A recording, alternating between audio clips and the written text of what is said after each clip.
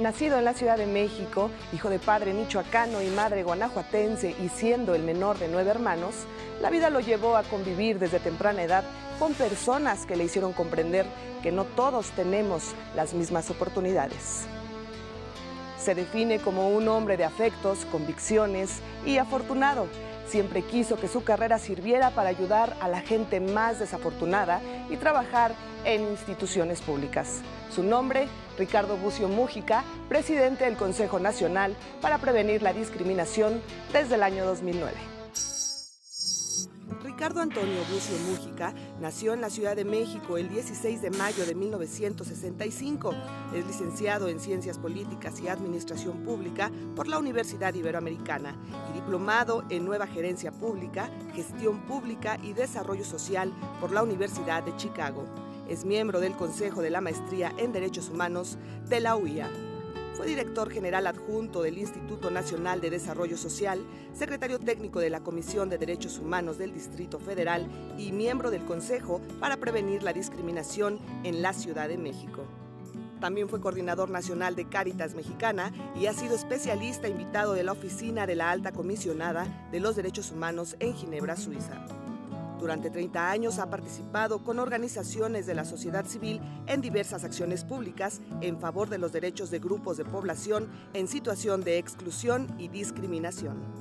Ha sido columnista invitado de varios periódicos, Reforma, El Universal, Milenio y El Economista, así como de CNN.com, Imer y Grupo Imagen San Luis Potosí. Además, ha sido integrante de la Junta de Gobierno del Consejo Nacional para el Desarrollo y la Inclusión de las Personas con Discapacidad del Sistema Nacional para Prevenir la Violencia contra las Mujeres, del Consejo Nacional para la Prevención y Control del SIDA y secretario técnico del Movimiento Nacional por la Diversidad Cultural en México. De diciembre del 2009 a la fecha, es presidente del Consejo Nacional para Prevenir la Discriminación y de la Red Iberoamericana de Organismos y Organizaciones contra la Discriminación. Haber podido vivir algunos años con personas con discapacidad intelectual, haber podido convivir con ellos, compartir con ellos la vida, trabajar con ellos, ser parte de sus equipos de trabajo, yo creo que eso sí ha marcado de alguna manera un poco la centralidad donde debe estar el centro de mi trabajo profesional y en ese sentido también de la acción pública, en donde está la vulnerabilidad de las personas. Ricardo Bucio considera que su niñez fue como la de cualquier otro niño, llena de amor y travesuras, para él sin importancia, además de muy socializada, es como él la define.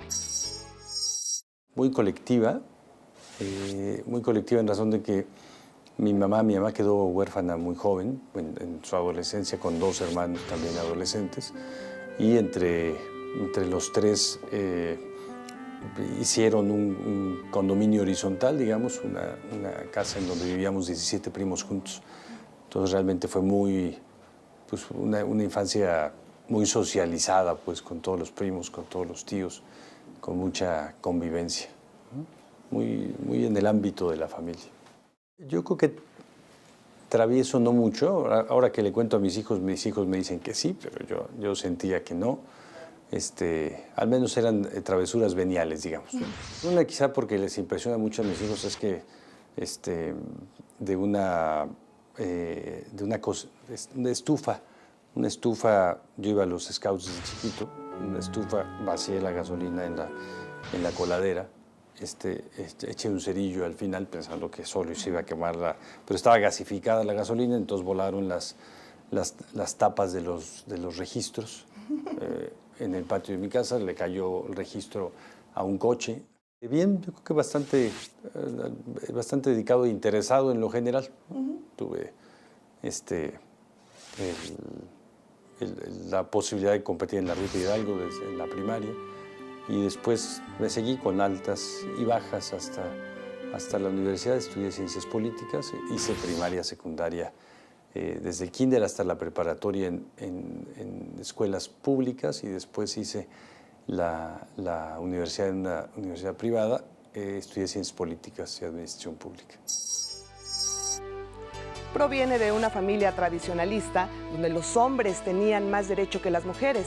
Él recuerda cómo fue educado, los cambios que ha vivido y cómo ha podido mantener con éxito por 20 años su matrimonio. Mis padres nos educaron siempre con la idea de que las mujeres tenían que hacer el trabajo del hogar, las mujeres tenían que servirnos a los hermanos, ¿no? Creo que fue un aprendizaje incluso lograr que mi mamá aceptara que yo lavara los trastos, ¿no? Y pues le ha costado mucho trabajo. Yo nunca vi a mi papá, por ejemplo, meterse a la cocina, jamás. Entonces hay una reeducación en la perspectiva de género. En términos de seguridad también ha cambiado mucho, evidentemente. Hay que cuidar de manera diferenciada a las hijas de los hijos en razón de los riesgos que se corren, pero también hay que ir aceptando de alguna manera que van tomando un espacio, que van teniendo una voz, que van tomando decisiones de manera muy, muy distinta de lo que hacíamos nosotros de pequeños.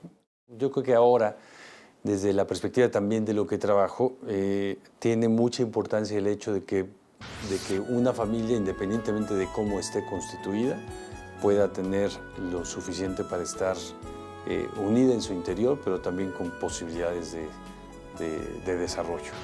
Y digo, independientemente de cómo esté constituida, porque yo vengo de una familia tradicional, digamos, padre, madre, hijos. No hay en mi familia, ni en los primos cercanos, no hay rupturas, no hay divorcios, no hay entre mis tíos, pero he ido aprendiendo en el camino que en realidad la familia puede ser tan diversa como son todas las uniones afectivas que se dan en las personas, que son pues tan variadas como somos las personas. Y yo creo que lo importante, más que el modelo, digamos, es que haya condiciones para que este afecto, esta posibilidad de concordar objetivos, de concordar intereses, de tener recursos en común, se pueda dar. Y eso le toca, por un lado, a las familias, nos toca a cada una de las personas, pero también le toca al Estado de una manera muy clara, ¿no? Poner las condiciones, definir las reglas. ¿Y como esposo, cómo es Ricardo Bucio? Creo que la perspectiva que tenemos de tratar de que las vidas personales y la vida conjunta se dé, ese es un reto muy grande. Hay momentos, hay etapas de la vida en que se da de mejor manera, ¿no? Cuando no teníamos hijos, por ejemplo, cuando compartíamos esta posibilidad de estar en esta institución juntos, cuando nos fuimos a vivir juntos a una institución también en Francia. Ha habido momentos distintos como pareja lo que sí tratamos de hacer es ir adaptando o buscando la manera todos los días, todos los espacios para poder hacer lo que toca en ese momento, ¿no? Para poder tener, por ejemplo, todos los días un momento de reflexión juntos en la mañana, todos los días, y saber un poco cómo enfrentamos la vida, ¿no? Al regresar, Ricardo Bucio nos cuenta lo que significa para él ser padre y cómo vive el día a día con su familia.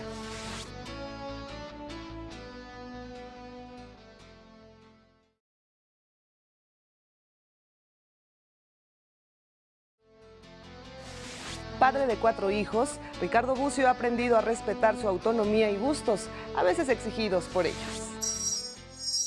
Para mí ser padre es lo mejor que me ha pasado en la vida, sin duda ninguna, ¿no?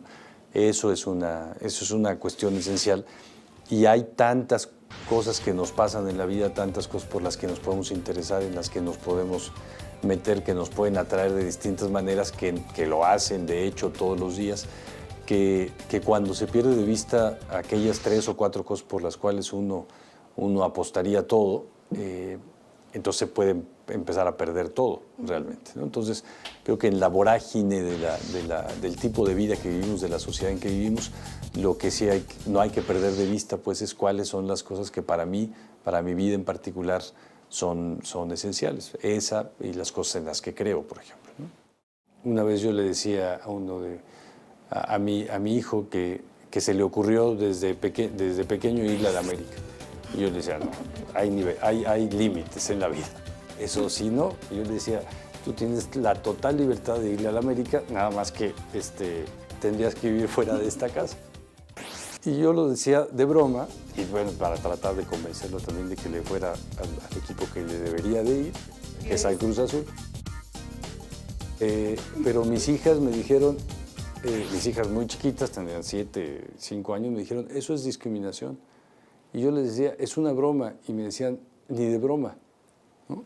Porque o estás con lo que dices o no estás con lo que dices, ¿no? Si tú dices que él se vaya, nos vamos a ir todos. Y yo decía, no, tampoco es para tanto. No es para tanto. Yo creo que esto, bueno, pues el tema de la congruencia es un reto permanente y cotidiano en todos los espacios, ¿no? Si su hijo un día le dice, me quiero poner un tatuaje. Ya me dijeron al menos 3 de los 4. Sí, pues los voy a acompañar, voy a tratar de decirles, de darles la información, de darles de ver cuáles son los riesgos y de acompañarlos a hacerlo de la manera menos riesgosa posible, más segura posible. Desde muy joven, Ricardo Bucio tuvo la necesidad de ayudar a los más desprotegidos. Visitando un asilo de ancianos, al mismo tiempo acudía a un reclusorio juvenil, entonces un centro tutelar de menores, y en los veranos convivía con comunidades indígenas en Chihuahua. Estos eventos lo marcaron de tal manera que en los últimos 30 años nunca ha dejado el trabajo con las organizaciones civiles. La educación y la discriminación tienen una relación directamente proporcional. El presidente del CONAPRED explica por qué. Yo que ahora entiendo muchas cosas que antes podía intuir o simplemente sentir, pero no entender, no conceptualizar, no ubicar, por ejemplo, como discriminación. Pero sí sentía que había básicamente una desigualdad, ¿no? Que había gente que la pasaba muy mal y gente que la pasaba muy bien, gente que tenía de alguna manera oportunidades para desarrollarse en la vida y gente que por distintas razones no las tenía. Y esta parte, quizás la perspectiva de desigualdad, siempre me atrajo pues hacia la parte de la desigualdad que es desventajosa, que es sistemática y que es también muy dolorosa. Un tiempo que viví en una de las organizaciones que participé, en el ARCA, es una institución que tiene hogares para personas con discapacidad intelectual que son víctimas de abandono, que están abandonadas en psiquiátricos, que están amarradas en sus casas, que están abandonadas también en la calle, y entonces que son tomadas por las procuradurías de los estados. Estuve en esa organización 6 años, ahora soy miembro del consejo, pero viví en esa organización con personas con discapacidad, trabajé con ellas y creo que la posibilidad de rehacer la vida mediante la organización es muy bella, es realmente un signo muy poderoso, pero la situación en la que han caído por el hecho de tener una discapacidad intelectual y ser realmente excluidos de casi todo en la sociedad es muy, muy grave. Siempre pensé que mi carrera me tendría que servir para lo público. Yo creo que de alguna manera, alguna vez leí una frase, ya no recuerdo ni de quién, pero sentía que la política tenía que servir para evitar el dolor evitable. Y que eso, la acción de lo público, pues para eso tendría que servir. Por eso estudié ciencias políticas, administración pública, pensando en trabajar justo en instituciones públicas. Y bueno, al estar paralelamente, mientras estudiaba, participando en todos estos grupos, eso me dio la oportunidad de, terminando de estudiar, comenzar a trabajar en el DIF. Encontré una manera ahí de trabajar 2 años, que fue un regalo muy grande, porque el DIF estaba entonces todavía centralizado. El DIF nacional en la Ciudad de México tenía lo que hoy día tiene: casas hogar, casas cuna, casas para adultos mayores, pero tenía infinidad de espacios de servicios públicos, y mi trabajo era visitarlos todos los días. 2 años visité centros todos los días. Yo creo que también eso me abrió a la misma perspectiva, pero desde el trabajo de las instituciones públicas. Cuando medimos en la encuesta nacional sobre discriminación la posibilidad de que las personas acepten vivir con personas que tienen características especiales, por ejemplo, quienes son de una minoría religiosa, quienes tienen otra cultura, quienes tienen otra perspectiva política, quienes son gays, lesbianas, bisexuales, quienes son personas indígenas. Los grados de tolerancia a convivir, es decir, a aceptar la posibilidad de la relación pues, en lo más íntimo, en lo más profundo, estos niveles de rechazo disminuyen proporcionalmente en cuanto el nivel educativo de las personas aumenta. De la sociedad es igual, ¿no? Las sociedades son más tolerantes, son más abiertas a aceptar que las reglas sean armónicas para todas las personas, son más tendientes a minimizar los sistemas y subsistemas de privilegios establecidos cuando hay más nivel educativo. No es una regla sine qua non, pues, pero sí hay una relación directa entre educación y no discriminación. Entonces estamos en un tiempo, digamos, en donde ya arrancamos, como país ya arrancamos. Puedo decir, por ejemplo, que hasta 1996 México le dijo a Naciones Unidas en los comités en donde tenía que entregar informes por ser parte de los tratados internacionales que en México no había discriminación racial, pese a la situación que viven los indígenas, los pueblos, comunidades indígenas en nuestro país, o pese al desconocimiento que hay de la población afromexicana, no había discriminación racial. Pero eso en 2001 empezamos a revertirlo, comenzamos con un proceso de reconocimiento de la discriminación en la Constitución. A partir de eso hemos hecho una gran cantidad de cambios legales, una nueva reforma en derechos humanos en 2001. Hemos dado rango constitucional a los tratados contra la discriminación. Hemos hecho instituciones públicas. Hay cada vez más, digamos, el tema de la discriminación está prácticamente en todos los espacios de medios, todos los días de distinta manera. Y pese a ello, digamos, pese a que ya arrancamos como país el proceso de diálogo, de reconocer que existe el tema, no hemos hecho todavía pasos suficientes en cuanto a lo cultural. En instantes, Ricardo Bucio nos habla del grupo más vulnerable en cuestión de discriminación que predomina en nuestro país.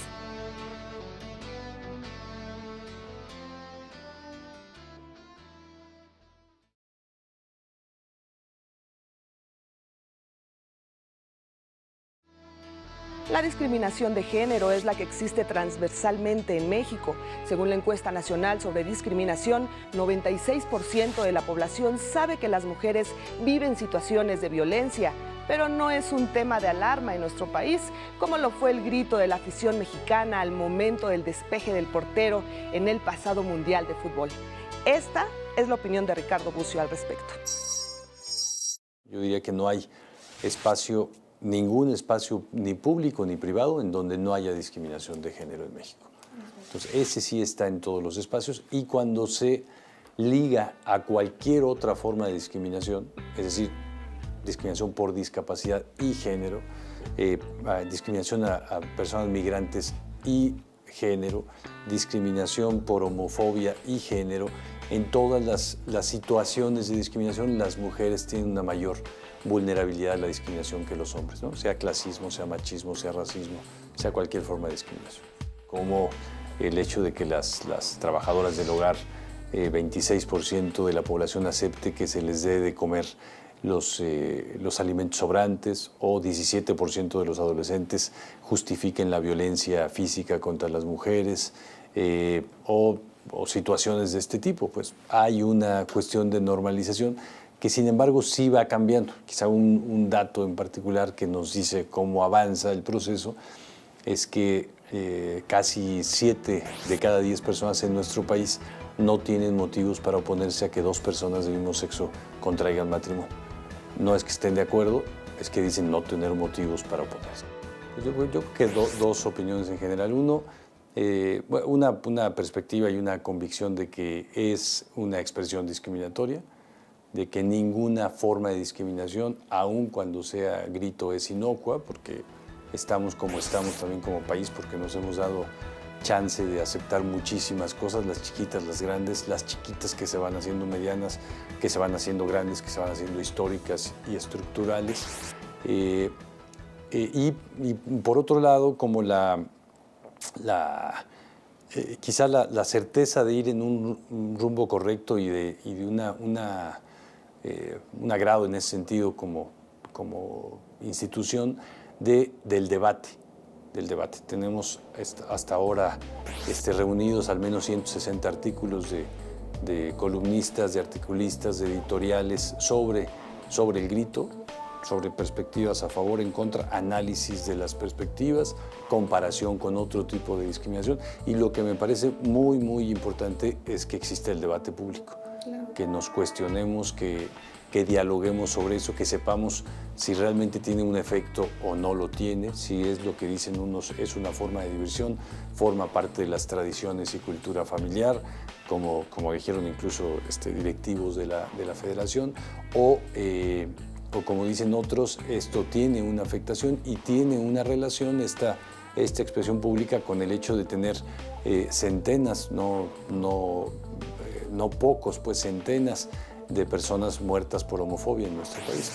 Creo que sí hay una relación y lo que me parece más sano en este caso en particular es el debate. Yo espero que sí lo podamos seguir dando y sobre cada situación que sea tan compleja en nuestro país la hagamos, no solo sobre esto. Yo hubiera querido ver 160 artículos sobre la situación de discriminación que viven los indígenas en México y eso no sucede. Existen personajes que lo inspiran en su trabajo como relator de los derechos humanos. El Premio Nobel de la Paz, Nelson Mandela, es uno de ellos. Con casi 5 años al frente del Consejo Nacional para prevenir la discriminación, para Ricardo Bucio queda mucho trabajo por hacer. Tengo muchos. Nelson Mandela me gusta en particular. Y me gusta justo porque pudo combinar esa lucha social, las convicciones de lo que tendría que ser su país, pudo hacerlo independientemente de lo que él estuviera viviendo o pasando, pero además con una claridad de que lo que él quería para el país tenía que quererlo incluso para aquellos contra los que estaban en contra. Okay. Y porque logró hacer de todo esto un sistema político, pues no modificó la perspectiva, la adecuó, la potenció, la hizo una política de Estado. Y yo creo que he conocido, por eso digo afortunado, he conocido en la vida muchísimas personas, muchísimas que me han marcado, que me han ayudado, que me han enseñado. Por ejemplo, Cecilia Loría, una feminista, una ciudadana demócrata, me parece que ejemplar, que tenía una gran capacidad, una gran cualidad de dialogar con todos los espectros de la vida política, de la ciudadanía, de los grupos sociales, que acompañó procesos de todo tipo y que fue mi jefa 5 años, que me introdujo también al mundo del feminismo y de la cual yo aprendí muchísimo. Dentro del Consejo hay una lista enorme que estoy seguro que no me va a alcanzar el tiempo de la gestión para hacerla. Tenemos más o menos 50 proyectos en marcha y cada uno tiene su grado de complejidad. Proyectos con entidades federativas, proyectos en televisión, proyectos en redes sociales, proyectos de modificación del marco legal, de reformas constitucionales. Bueno, hay una enorme cantidad de tareas. Y a mí me parece que en lo profesional, independientemente del CONAPRED, seguir buscando un espacio para poder seguir haciendo lo mismo desde la trinchera en la que esté. Porque yo creo que lo que he hecho profesionalmente es siempre ir cambiando de trinchera, pero en el fondo ir haciendo lo mismo, ir haciendo esto que creo que tiene que haber, que es la defensa pues, de la prioridad de la dignidad humana como eje central de la sociedad y evidentemente de la política pública. Ricardo Bucio se considera un hombre afortunado, ya que cada trabajo que realiza le gusta más que el anterior. Y esto se refleja en la importante labor que día a día realiza en el Consejo Nacional para prevenir la discriminación. Agradezco su atención y lo invito a que nos acompañe en otra emisión para platicar en corto con otro personaje que con sus convicciones y su trabajo contribuye a mover a México.